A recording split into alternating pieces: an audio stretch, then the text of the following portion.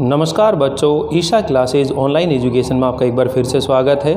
देखिए बच्चों, 11th class RBSE board का जो न्यू सिलेबस है उसके अनुसार हम लोग पढ़ रहे हैं। और देखिए अब तक हम लोग हमारा जो आरोह पाठ्य पुस्तक है उसके जो गद्य भाग के चैप्टर हैं वो हम लोग कंप्लीट कर चुके हैं। और सारे वीडियो आप लोगों को सीरियल वाइज जो है चैनल पर मिल जाएंगे और आप उस प्लेलिस्ट में जाकर सारे वीडियो देख सकते हैं। आज हम लोग कबीर दास जी का जो चैप्टर है एक बार पढ़ रहे हैं। फिर से इस चीज़ को आप ध्यान से समझने की कोशिश करेंगे कि जो हमारा हिंदी साहित्य है उसके कितने काल होते हैं।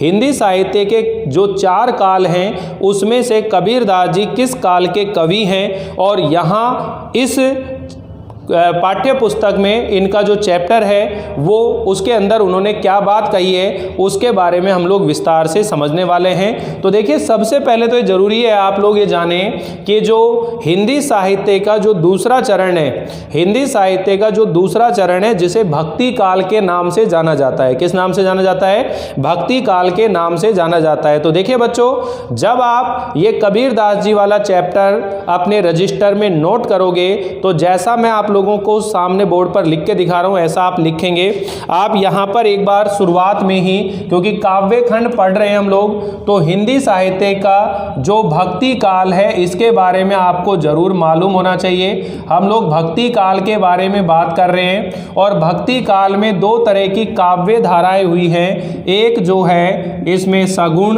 और दूसरे नंबर पर अगर हम बात करें तो वह होती है निर्गुण।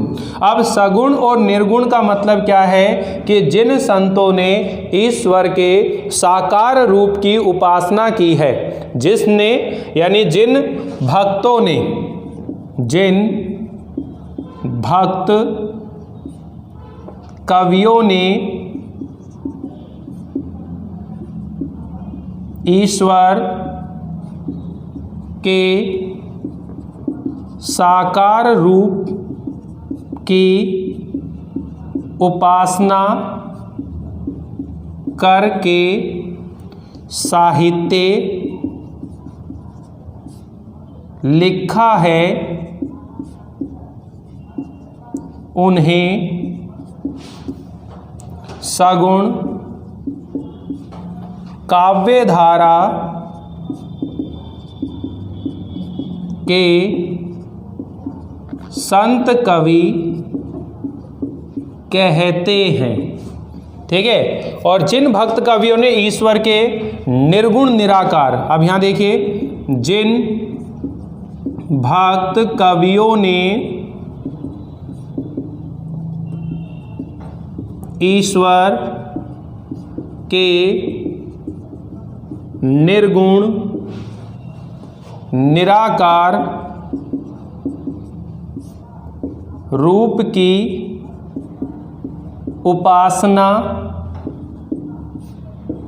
उपासना करके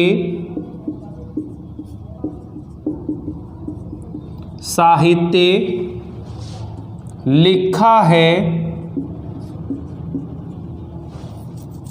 उन्हें निर्गुण काव्य धारा के संत कवि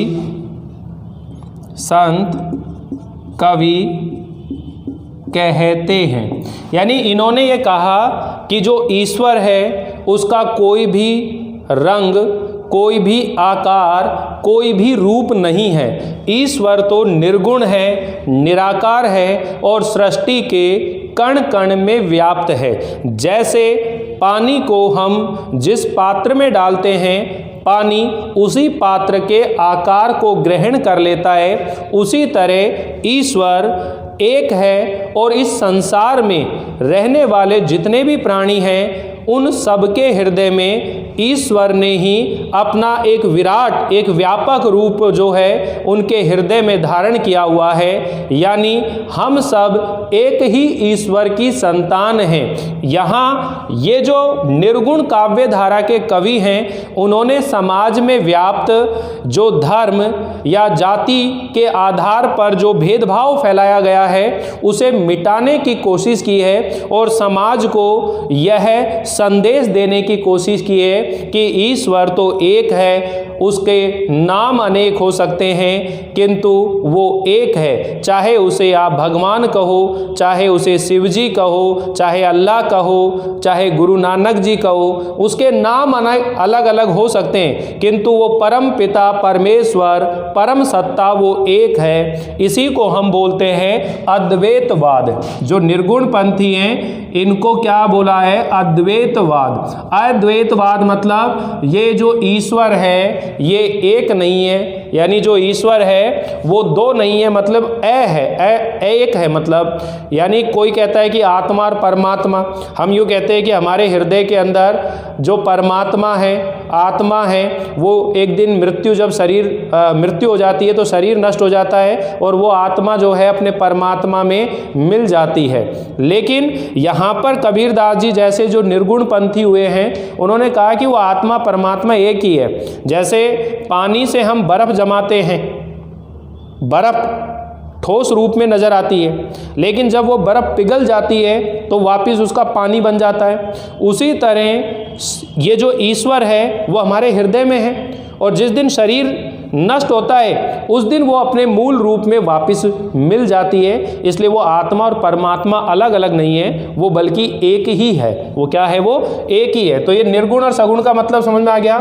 ये जो निर्गुण काव्य धारा के लोग हुए हैं इसमें भी दो तरह के कवि हो गए। एक ऐसे हुए जो राम भक्त कवि हैं जिन्होंने राम भक्ति के काव्य लिखे हैं और राम को एक मर्यादा पुरुष के रूप में अपने काव्यों में स्थान दिया है। और दूसरे नंबर पर जो हैं कृष्ण भक्त हैं जिन्होंने कृष्ण के स्वरूप और उनकी बाल लीलाओं का वर्णन अपने साहित्य में किया है। इसी तरह अगर हम बात करें ये जो निर्गुण हैं इसके भी दो पार्ट हो गए। एक जो हैं ज्ञान मार्गी या ज्ञान मार्गी काव्य धारा, और एक दूसरे नंबर पर हम बात करते हैं जिसका नाम है प्रेम मार्गी या प्रेम आश्रयी काव्य धारा। इस तरह भक्ति काल के अंदर ये चार काव्य धाराएं हो गई। मुख्य रूप से दो तरह की काव्य धाराएं, सगुण और निर्गुण। किंतु सगुण के दो पार्ट हो गए, राम भक्त और कृष्ण भक्त, और इसी तरह निर्गुण के भी दो पार्ट बन गए, ज्ञान मार्गी और प्रेम मार्गी। यहाँ जो राम भक्त कवि हैं उनके अंदर मुख्य रूप से तुलसीदास जी का नाम आता है, तुलसीदास। और इधर कृष्ण भक्तों के अंदर अगर हम बात करें तो हमारे सिलेबस के अंदर जो है वो मीराबाई है, ठीक है ना। वैसे और भी कृष्ण भक्त आप जानते हो, रसखान जी हैं, वो भी कृष्ण भक्ति हैं, और तुलसीदास जी जो राम भक्त हैं। इसी तरह जो ज्ञान मार्गी शाखा है इसके अंदर हमारे सिलेबस में है कबीरदास जी जो कि आज हम चैप्टर पढ़ने वाले हैं, और प्रेम मार्गी में है मलिक मोहम्मद जायसी जिन्होंने एक रचना लिखी है जिसका नाम है पद्मावत। क्या नाम है? पद्मावत। तो इस तरह से ये पूरा आपको भक्ति काल का वर्णन जो अपने फर्स्ट पेज के ऊपर लिख लेना है, और इसी को हम लोग अब पढ़ते चलते हैं। यहाँ कबीरदास जी के बारे में बात करेंगे। तो देखिए कबीरदास जी के सबसे पहले हम जीवन परिचय के बारे में बात करेंगे। कबीरदास जी का जन्म कब हुआ, कहाँ पर हुआ, माता पिता का नाम क्या था, पुत्र पुत्री का नाम क्या था, और इनके जीवन में क्या क्या घटनाएं घटी हैं, उन सब के बारे में हम लोग जानकारी लेंगे। साथ ये भी देखेंगे कि कबीरदास जी ने समाज में व्याप्त किन बुराइयों का विरोध किया है, खंडन किया है, इनके बारे में अच्छे से जानते हैं। तो एक बार स्क्रीनशॉट ले लीजिए, फिर मैं इसे मिटा देता हूं और हम लोग कबीरदास जी के जीवन परिचय को लिखते हैं। तो ये दोनों चीज़ें बतानी ज़रूरी हैं ताकि हम ये जो चैप्टर पढ़ रहे हैं अब भक्ति काल के ही हैं दोनों, कबीरदास जी भी, और कबीरदास जी के बाद दूसरे नंबर पर हम पढ़ेंगे मीराबाई। ये दोनों हमारे कोर्स में हैं। जो अभी 40% कोर्स कम हुआ है बच्चों, उसमें ये दोनों ही चैप्टर नहीं हटे हैं, ये ध्यान रख लेना। और जो तीसरे नंबर का चैप्टर है राम नरेश त्रिपाठी, जिसमें पथिक कविता है, वो हमारे कोर्स से हट गया है। तो वो मैं आप लोगों को पहले बता चुका हूँ चीज़ें कि कौन कौन सा सिलेबस हमारे है और कौन सा हट चुका है, इसलिए आप इस चीज़ से विचलित ना हो। बहुत कम चैप्टर हैं हमारे इस कोर्स में और आसानी से आपका सिलेबस हो जाएगा। यहाँ सबसे पहले हम लोग पढ़ रहे हैं कबीरदास जी का जीवन परिचय। कबीरदास जी का जीवन परिचय। अब देखिए, यहाँ जब कबीरदास जी का हम जीवन परिचय याद करेंगे तो सबसे पहले मैं आप लोगों को कुछ डेटा लिखा देता हूँ और उसे आप संक्षिप्त में, शॉर्ट में याद रख लेंगे। हमें पैराग्राफ में लिखने की आवश्यकता नहीं है। अगर पैराग्राफ में लिखना पड़े तो फिर उसका तरीका क्या होगा वो भी मैं आप लोगों को सिखा दूंगा। तो सबसे पहले देखिए कि ये जो कबीरदास जी हैं ये हिंदी साहित्य में किस काल के कवि हैं, तो इसका उत्तर आप जानते हो, कबीरदास जी हिंदी साहित्य के भक्ति काल के कवि थे। और भक्ति काल के अंदर भी अगर हम बात करें तो भक्ति काल की जो निर्गुण काव्य धारा है, भक्ति काल में जो निर्गुण काव्य धारा है उसमें भी ज्ञानाश्रयी यानी ज्ञान मार्गी शाखा के प्रतिनिधि कवि थे। ठीक है, तो यहां पर आप इस चीज को नोट कर सकते हैं कि जो कबीरदास जी हैं, कबीरदास जी हिंदी साहित्य में भक्ति काल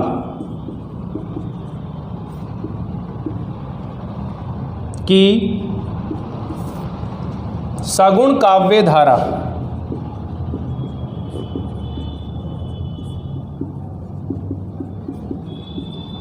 के ज्ञान मार्गी शाखा के प्रतिनिधि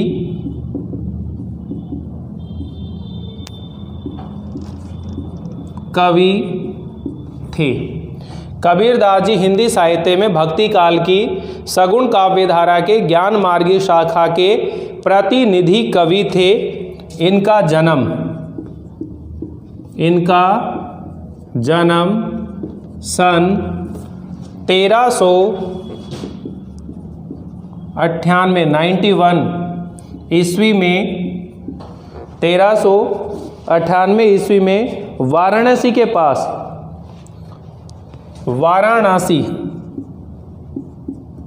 वाराणसी जिसको बनारस भी बोलते हैं उत्तर प्रदेश में,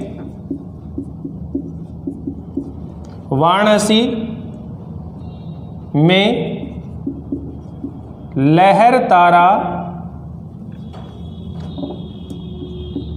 ये एक तालाब है, लहर तारा नामक स्थान पर हुआ था। अब देखिए यहाँ कबीरदास जी के जन्म को लेकर एक किंवदंती का मतलब होता है बच्चों जनश्रुति, यानी एक लोक प्रचलित बात है कबीरदास जी के लिए। ऐसा कहा जाता है कि कबीरदास जी का जन्म एक विधवा ब्राह्मणी की कोख से हुआ था, जिन्होंने लोक लाज के भय से इस संसार में लोग उनको क्या कहेंगे, इस वजह से उन्होंने अपने पुत्र को लहर तारा तालाब के किनारे छोड़ दिया था। इनका पालन पोषण एक निसंतान जुलाहा दंपति थी, नीमा और नीरू। दंपति का मतलब होता है पति पत्नी, ठीक है ना, पुरुष स्त्री, यानी कि नीमा और नीरू जो है वो निसंतान थे, उनके कोई संतान नहीं थी, इसलिए उन्होंने इनका क्या करा, उसको अपनी गोद में ले लिया, उठा लिया और उसका पालन पोषण करने लगे। तो आप ध्यान रखिएगा, हम लोग ये भी लिख सकते हैं एक जनश्रुति के अनुसार, एक जनश्रुति के अनुसार इनका जन्म एक जनश्रुति के अनुसार कबीर का जन्म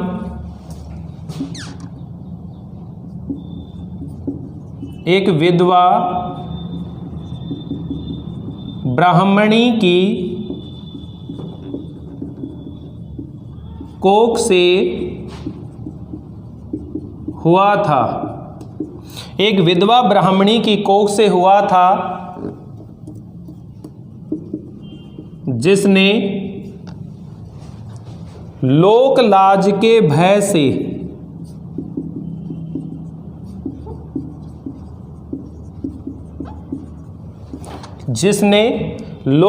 के भय से कबीर को लहर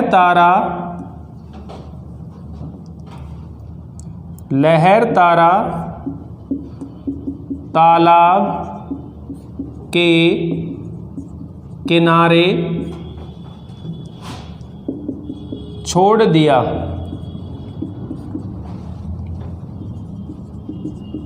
कबीर का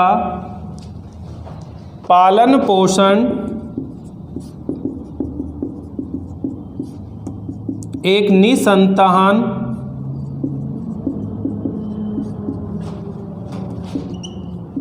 जुलाहा दंपति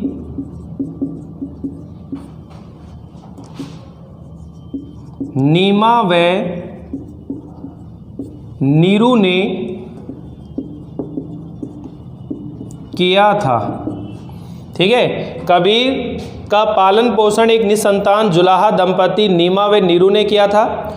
कबीर जी विवाहित थे, यानी कबीर की शादी हो गई।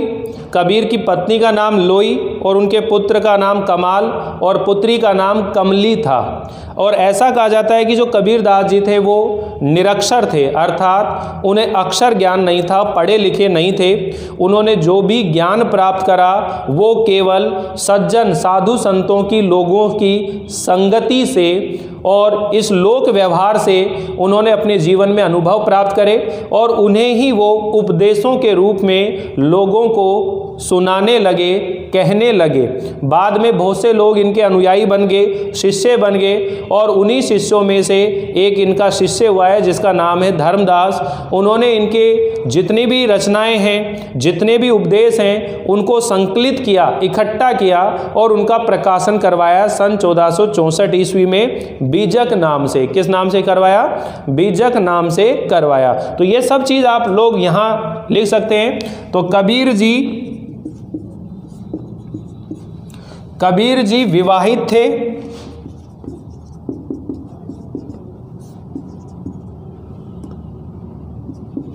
इनकी पत्नी का नाम लोई तथा पुत्र व पुत्री का नाम कमाल व कमली था। कमाल व कमली था। पुत्र व पुत्री का नाम कमाल व कमली था। इनके गुरु का नाम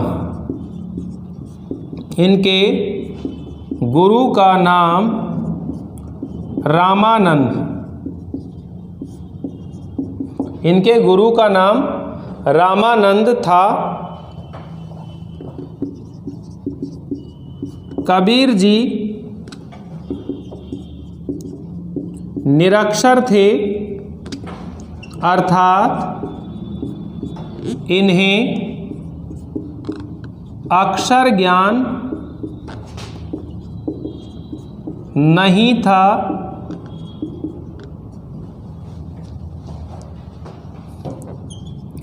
इन्होंने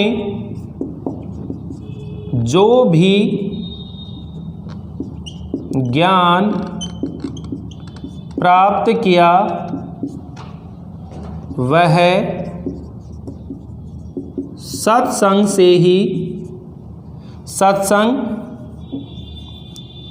व लोक अनुभव से प्राप्त किया। इन्होंने समाज में व्याप्त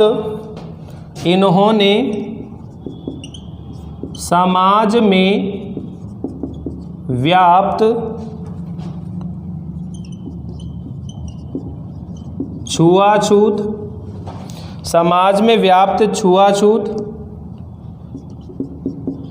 जातिगत भेदभाव एवं बाह्य आडंबरों का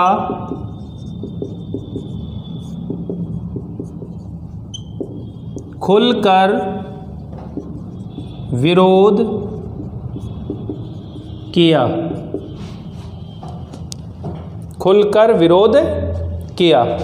साथ ही बहुदेववाद का खंडन,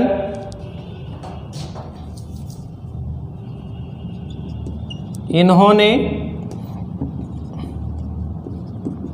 बहुदेववाद का खंडन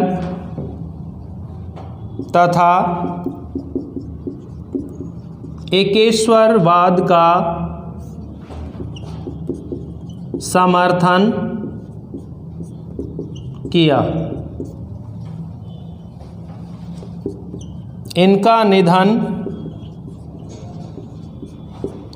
सन 1518 ईस्वी में, 120 साल की आयु में, 1518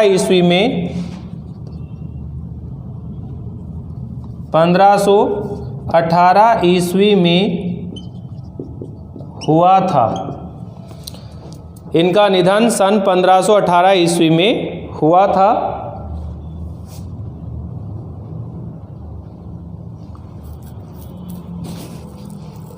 तो इस तरह से आप ये चीज़ें लिख सकते हैं, ध्यान रख सकते हैं। इनके उपदेशों का संकलन इनके परम शिष्य धर्मदास ने सन 1464 ईस्वी में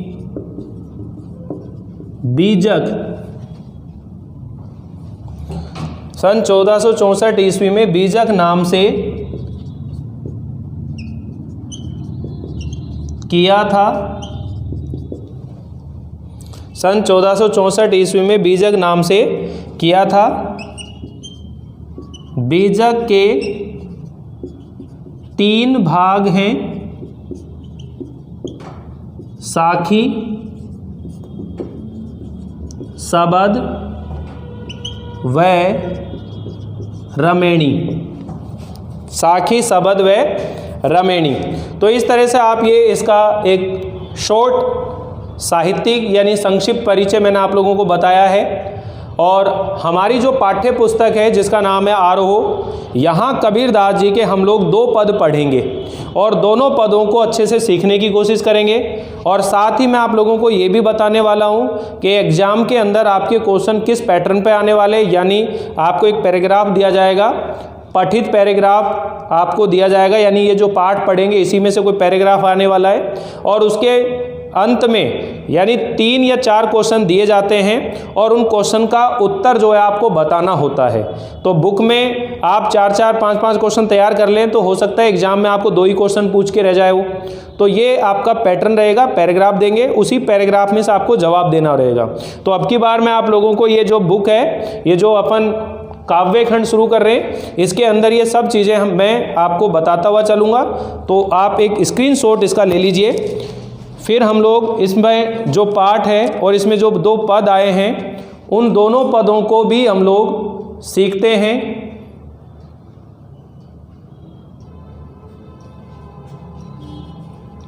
चलिए मैं इसे मिटा देता हूँ। यहाँ कबीरदास जी के 2 पद हैं और दोनों पदों का जो अनुवाद है वो हम लोग देखते हैं।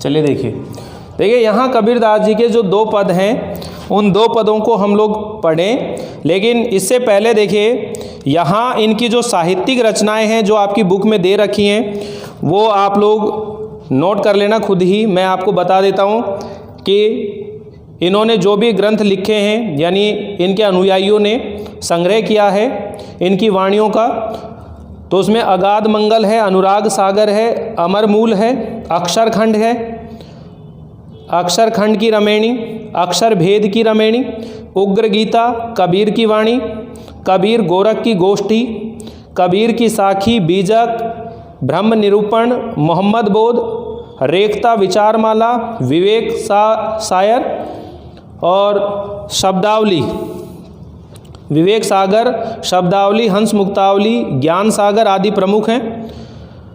कविता जो हम पढ़ रहे हैं इनकी, इसके अंदर दो पद हैं। फर्स्ट पद के अंदर कबीरदास जी ने परमात्मा को सृष्टि के कण कण में देखते हुए और उसकी व्याप्ति को अद्वैत सत्ता के रूप में स्वीकार किया है। कबीर के भीतर वह परम पिता परमात्मा विद्यमान है, लेकिन इस संसार में माया, मोह, विषय वासनाओं से मानव को जो है वो भ्रमित कर देती है। जो माया के बंधन से अलग रहता है वही ईश्वर का सामीप्य प्राप्त कर सकता है। दूसरा जो है कबीरदास जी ने जो जातिगत भेदभाव है और जिस तरह धर्म के धर्म गुरु जो हैं वो समाज में धर्म के नाम पर लोगों को कैसे विभाजित करते हैं, किस तरह के वो आडंबर रचते हैं, उनका यहाँ दूसरे पद में उन्होंने वर्णन किया है और उसका घोर खंडन किया है उन चीज़ों का। और कहा है कि ईश्वर को जानने के लिए तो सबसे पहले ज़रूरत है कि अपने हृदय के अंदर विद्यमान अपने ईश्वरीय अंश को पहचानना चाहिए। तो देखिए जो पहला पद है उसके अंदर हम बात करते हैं हम तो एक ही एक करी जाना, यानी हम तो केवल एक ही ईश्वर को जानते हैं, एक ही परमात्मा को जानते हैं, दो ही कही। कोई उसे दो रूपों में कहता है, दो रूपों में जानता है, तीन ही कहे, दो जग, और उन्हें ही कोई दो जग यानी दो ईश्वर के रूप में पहचानता है, तीन नाहिन पहचाना। ऐसे जो मनुष्य हैं उन्होंने वास्तव में ईश्वर को पहचाना नहीं है। आप चाहें तो अपनी जो पाठ्य पुस्तक है आरोहो उसे आप निकाल लीजिए और कान में आपने ईयरफोन लगा रखी होगी और जो मैं बातें बोलता जा रहा हूँ आप अपनी बुक में लाइनों को देखते हुए चलें। फिर मैं यहाँ बोर्ड पर भी लिखकर आप लोगों को समझाऊंगा। पहले मैं एक बार पूरा पैराग्राफ आपको इसी तरह से सुना देता हूँ ताकि आप लोग एक थोड़ी सी जैसे फिल्म देखने से पहले एक ट्रेलर देखते हैं उस तरह से आपको कुछ चीज़ें समझ में आ जाए। हम तो एक ही एक करी जाना। कबीरदास जी कहते हैं कि हम तो ईश्वर को परमात्मा को एक रूप में ही पहचानते हैं, दो ही कहे कोई उन्हें दो रूपों में जानता है, तीन ही दो जग, उन्हें ही कोई दो जग या दो संसार के रूप में जानता है, तीन नाहीन पहचाना। ऐसे मनुष्य वास्तव में ईश्वर को पहचानते नहीं हैं, ऐसे मनुष्य ईश्वर को पहचानते नहीं हैं। अर्थात यहाँ कबीरदास जी एक बात कहते हैं कि संसार में जो ईश्वर है वो एक है और इस बात के लिए वो तर्क देते हैं ये क्वेश्चन भी आपसे पूछा जाएगा कि कबीरदास जी ने कहा है कि ईश्वर एक है, तो उसके पीछे उन्होंने क्या तर्क दिए हैं। तो कबीरदास जी कहते हैं देखो, एक ही पानी, एक ही पवन, एक ही ज्योति समाना।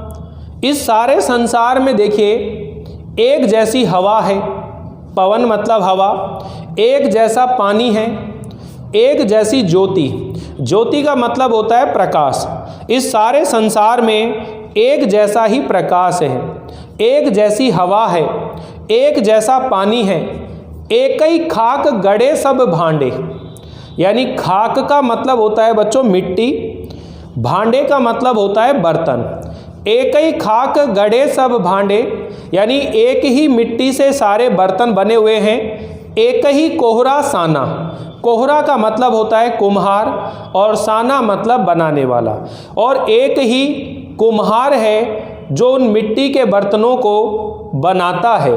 अर्थात जैसे कुम्हार होता है वो एक मिट्टी से कई तरह के बर्तनों का निर्माण करता है।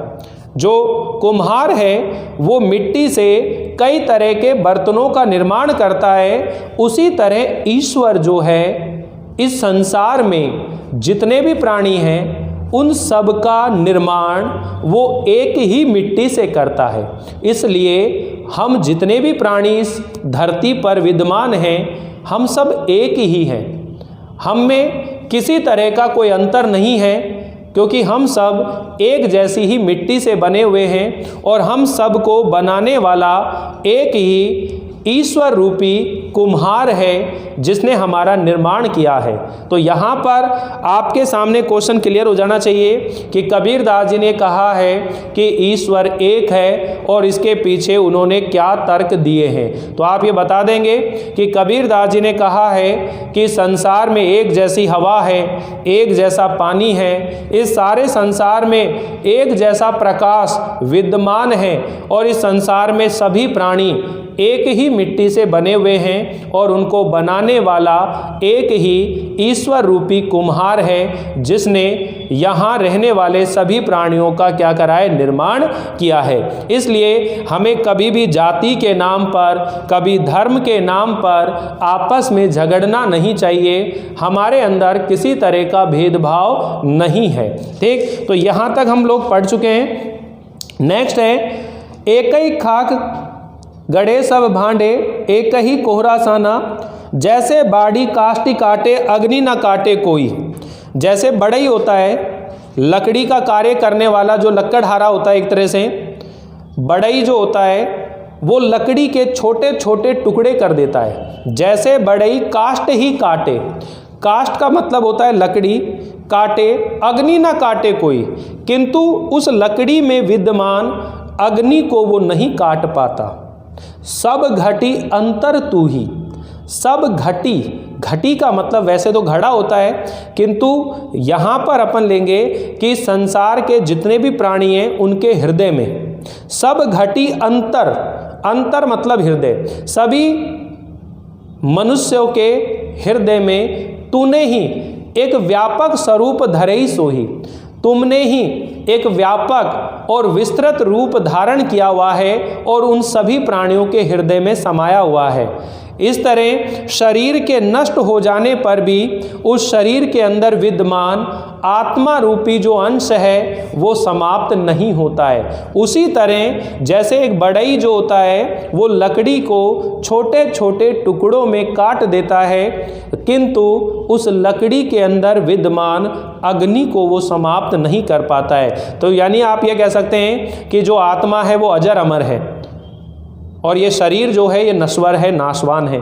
शरीर के नष्ट हो जाने पर भी उसमें विद्यमान जो आत्मा है वो कभी नष्ट नहीं होती है, वो सदैव बनी रहती है। उसी तरह जैसे बढ़ई लकड़ी के छोटे छोटे टुकड़े कर देता है किंतु अग्नि को नहीं काट पाता है। ठीक है बच्चों, इस तरह इन्होंने बताया ना। आगे देखिए, माया देख के जगत लुभाना, काहे रे नर गरबाना।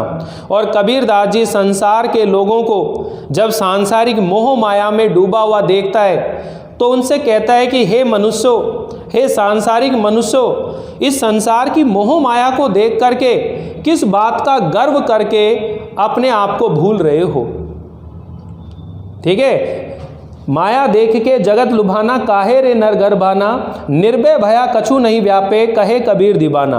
और कबीर दास जी दीवाने होकर कहते हैं कि जो व्यक्ति सांसारिक विषय वासनाओं से, मोह माया से मुक्त हो जाता है वो बिल्कुल निडर हो जाता है, और जो निडर हो जाता है उसे संसार का कोई भी दुख उसे व्यापता नहीं है, उसे पीड़ित नहीं करता है, और वो प्रभु की भक्ति में पूरी तरह दीवाना हो जाता है, मग्न हो जाता है। तो देखिए बच्चों, अभी हम लोग यहाँ अब ज़्यादा नहीं पढ़ रहे हैं, और ये जो लेक्चर हम लोग पढ़ रहा है अभी, इसके अंदर केवल इतनी सी चीज़ें बताने का उद्देश्य था कि आपको जीवन परिचय पता लग जाए, और इसमें जो पद हैं उनके बारे में थोड़ी सी जानकारी मैंने आपको दी है। नेक्स्ट वीडियो के अंदर इसके जो दोनों पद हैं उसका हिंदी अनुवाद जो है हम लोग पढ़ेंगे, और इसके जो क्वेश्चन आंसर है उन्हें भी हम लोग पढ़ेंगे। तो आप लोगों को ये वीडियो कैसा लगा मुझे ज़रूर बताइए, और आप इस चैनल पर नए हैं तो एक बार चैनल सब्सक्राइब जरूर कर दीजिए ताकि आपको समय पर नोटिफिकेशन मिलते रहें। तो मिलते हैं अगली बार इस चैप्टर को आगे बढ़ाते हुए, तब तक के लिए थैंक यू, बाय बाय।